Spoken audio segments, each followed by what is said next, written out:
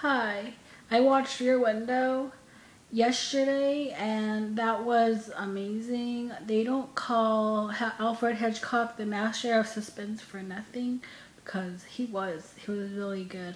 The thing with his movies are, I mean, except for like, I haven't seen all of them, but like Psycho obviously has blood. But, you know, most of them don't.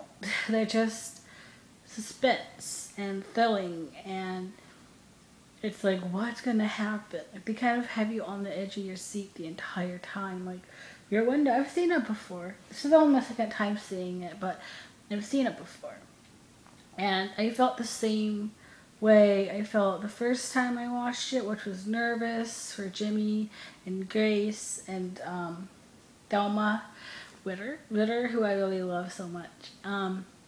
But it's just so well done. Like, the suspense, the thrills, there's humor, there's romance. I don't really like Grace Kelly and Jimmy Stewart together though. Like, if I'm being honest, I don't really buy them as a couple, but yeah, there's romance.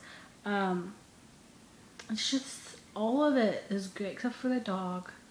I hate in movies when animals get killed or hurt or anything, so that always upsets me. But I just love this movie.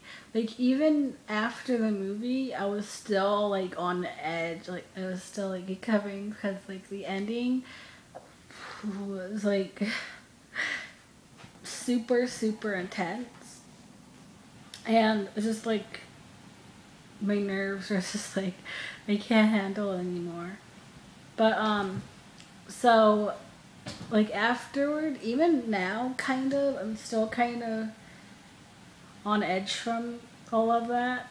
Like, not on edge, just like tensed up from it because it was just so good. The way that they did this movie, the way that they shot everything, and it's just amazing. Obviously, I've seen it in the theater now. That was such a fun experience just to see Jimmy Stewart on the big screen. Like, I love him to death. Like, he is, I mean, I don't even really know who I'd say my favorite actor is in Hollywood. Audrey Hepburn, my favorite actress, but I don't know who my favorite actor is. It kind of changes. Sometimes it's Humphrey Bogart. I think right now it's Jimmy Stewart.